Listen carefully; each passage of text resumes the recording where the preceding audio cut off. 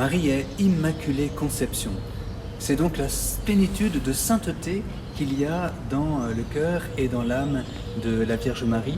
Et l'Église a reconnu que cette plénitude de sainteté habite le cœur de Marie, l'âme de Marie, depuis le commencement de son existence, c'est-à-dire depuis sa conception dans le sein de sa propre mère, Sainte Anne.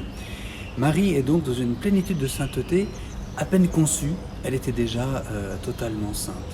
C'est cela le profond mystère de cette sanctification de la Vierge Marie dès le début de son existence, au moment de sa conception. Alors là, pour bien comprendre les enjeux pour nous, je voudrais que nous puissions faire un petit peu de théologie. Quand Dieu a créé l'humanité, il a créé Adam et Ève.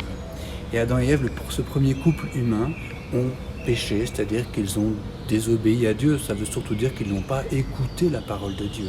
On verra que Marie écoute la parole de Dieu. Qu'il me soit fait selon ta parole.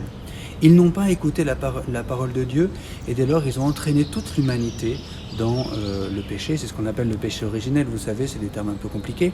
Mais ça veut dire que notre nature humaine est blessée. Elle est abîmée. Elle est devenue mortelle. Nous sommes tous pécheurs. Il n'y en a pas un qui rachète l'autre parmi nous. Et bien dire que Marie est Immaculée Conception, ça veut dire que Dieu a voulu recréer l'humanité.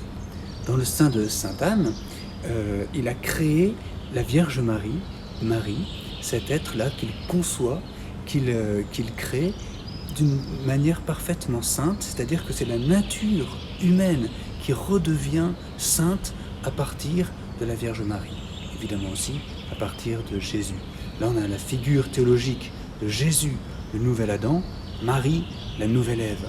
Celui qui met sa foi aujourd'hui en Jésus et qui s'attache profondément à Marie, comme le pèlerin de Lourdes sait le faire, bien, il va renaître dans cette nouvelle humanité avec une nature délivrée de tout péché, de toute faute. C'est la réconciliation que Dieu avait voulu. Marie, Immaculée Conception, inaugure donc une nouvelle humanité avec Jésus, le Fils de Dieu fait homme.